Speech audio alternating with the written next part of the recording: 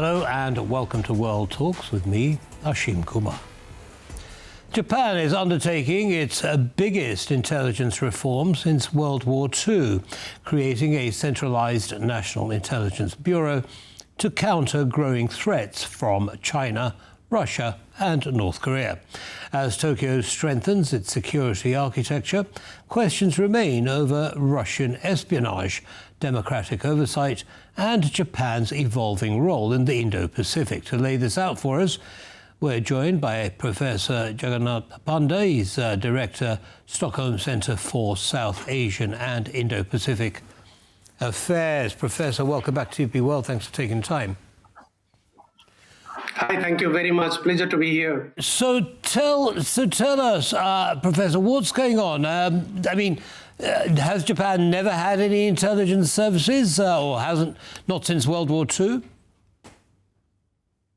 No, Japan had an intelligence service and intelligence setup. It was used to be under the Cabinet Secretariat, and officially it was known as Cabinet Intelligence Resilience Office. So it was a part of their research unit. So intelligence input was there, but it was not really timely. And there was a lack of coordination in Japan to collect intelligence inputs and take quick actions and decisions. So in order to address that decision-making process, to make it quicker, faster, and to respond to the emerging challenges quickly, they have carried out this reform. So Japan always had a research team, a research office under the Cabinet Secretariat, but it was not really that effective. Okay, so you mentioned emerging challenges. Which challenges are you talking about? Of course, as you rightly mentioned, it's not just from one particular country, that is China. China has been the most significant adversary for Japan for last so many years or so many decades. But more than China, what Japan today sees, the new development which is taking place in East Asia and in the Korean Peninsula, that is with the collaboration or the nexus which is emerging between China, Russia and North Korea. And these triangular security threat and security concern are really making Japan's decision-making quite challenging.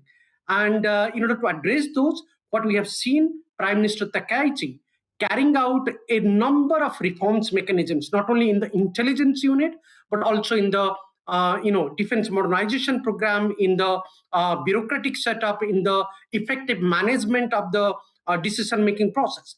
And all of these reforms were there, during the Abe administration, when the late Prime Minister of Japan, Abe Shinzo, he saw that Japan needs a lot of reforms. So what Prime Minister Takaichi is doing is carrying out the legacy and the footsteps that Abe actually envisioned to carry out in Japan. So it's not just one threat, it's a multiple threats that Japan today faces from China, from Russia, from North Korea, and from hybrid threat, and from a number of other factors, including the maritime security threats. In order to keeping all of these security challenges, Japan is carrying out these reforms. Okay, so the process has been in the pipeline for a while now. Tell us what the counterintelligence services are like in Japan. How well have they kept the security services of other countries out of their jurisdiction?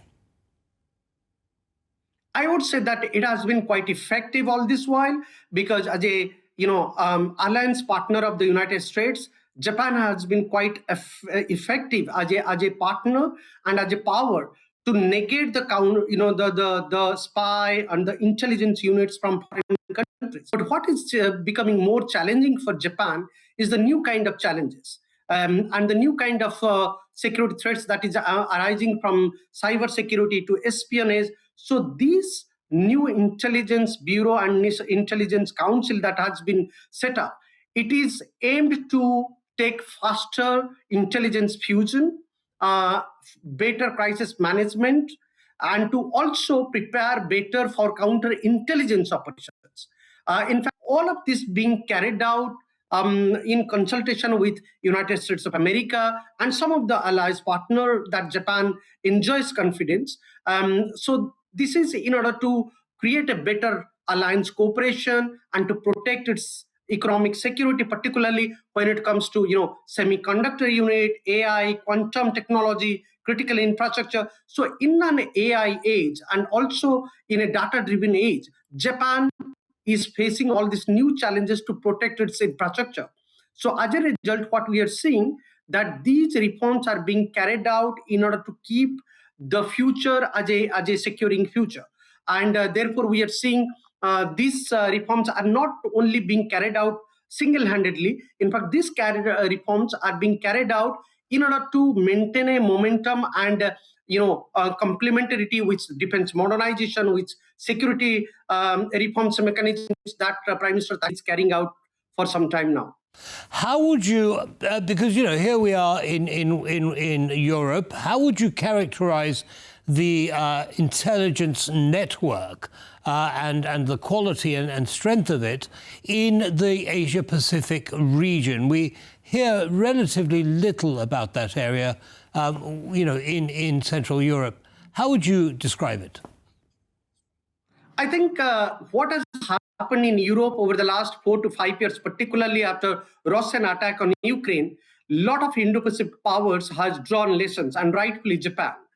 So what we are seeing, these reforms that Japan is carrying out is keeping in view the challenges Europe is facing, the challenges Ukraine is facing, the challenges Poland is facing, and challenges most of the Baltic countries, be it Latvia, Lithuania, they are facing. So I think Japan's reforms mechanisms is based on Europe. The lessons it is drawing from European context. And what are these lessons? How to prevent cyber attack. Cyber attack has been one of the critical elements in Russia-Ukraine war. And the way Russia is attacking critical cyber domains in European setups and in Poland, in many Eastern and Central European countries, that's a lesson for Japan. Then the second is the disinformation campaigning. So therefore, a stronger counterintelligence unit to deal with the disinformation campaigning. As we know, Europe currently battling with the disinformation campaigning that is being led by Russia and Russia-China chemistry. So therefore, Japan is drawing all of these lessons from that.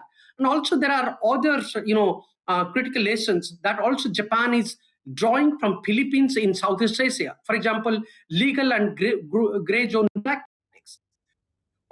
Even after 2016 verdict of the Permanent Court of Arbitration, Philippines is facing a lot of security challenges on the maritime domain from China, and Japan is taking a strong note of it. So there are multiple lessons that Japan is learning from European context as well as from the Indo-Pacific context. Okay, now just briefly, if you would, Professor, there have been some concerns raised over democratic oversight. What would you say to those that raise concerns over this democratic oversight over the intelligence network that Japan is now bringing together under this umbrella?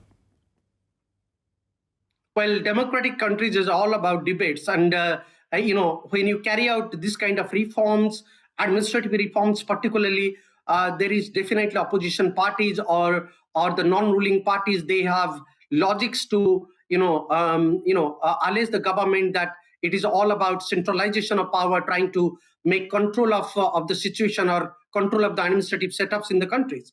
And that kind of allegations always continues in democratic countries, be it in Japan or elsewhere. So what we are seeing increasingly is that there is an opposition and ruling party divide.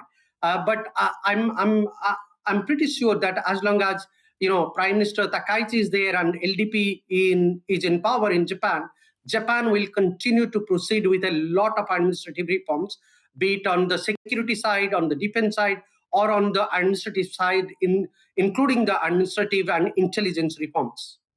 Understood. Professor Panda, thank you very much, as always, for your analysis, and have a good day. Thank you very much. My pleasure. Thank you. And that brings us to the end of this episode of World Talks. Don't go away. Lots more coming up. Goodbye.